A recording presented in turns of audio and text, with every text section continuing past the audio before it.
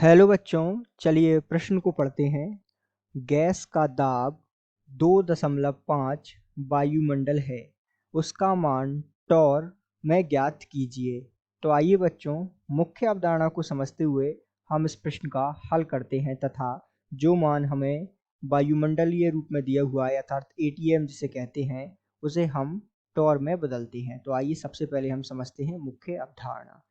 तो यहाँ हाँ, जैसा कि हम जानते हैं कि गैस का दाब जो है विभिन्न विभिन्न इकाइयों में मापा जाता है, जैसे कि एटीएम अर्थात वायुमंडलीय दाब हो गया, पास्कल हो गया, एमएमएचजी हो गया, टॉर हो गया। इस प्रकार की इकाइयों में जो है गैस का दाब मापा जाता है। सामान्यतः ऐसे प्रश्नों को हल करने के लिए हमें उनके बीच का संबंध याद होना आवश्यक है, जो कि कुछ इस प्रकार होता है, जिसे हम मुख्य अवधारणा के रूप में समझते हैं कि एक एटीएम बराबर होता है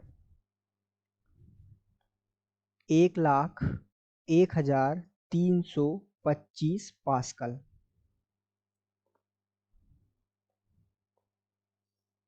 और इसी रूप में इसका मान होता है अर्थात एक एटीएम बराबर 760 mmHg। और जो है इसका मान होता है 760 अर्थात एक एटीएम बराबर 760 टॉर। तो इस प्रकार जो संबंध है गैस के दाब को मापने की इकाइयों में, ये संबंध जो है हमें याद होना आवश्यक है ताकि हम ऐसे प्रश्नों को आसानी से हल कर सके।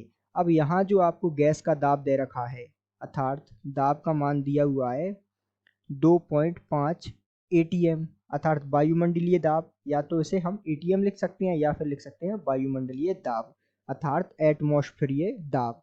तो दाब का मान जो है हमें दिया हुआ है एटीएम में। यदि हम इसे हल करें तो 2.5 इंटू एक एटीएम की जगह हम लिख सकते हैं 760 टॉर। 760 टॉर जब इसे हम हल करेंगे तो हमारे पास जो दाब का मान है वो टॉर में क्या प्राप्त होगा ये हम देख लेते हैं।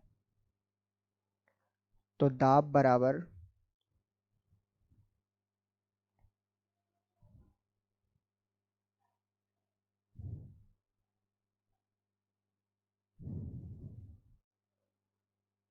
ये हल करने पर हमारे पास प्राप्त हुआ 1900 टॉर अर्थात 1900 टॉर।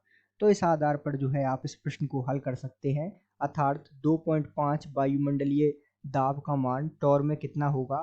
तो यहाँ हम लिखते हैं कि 2.5 एटीएम बराबर, इसको हल करने पर हमारे पास आएगा 1900 टॉर।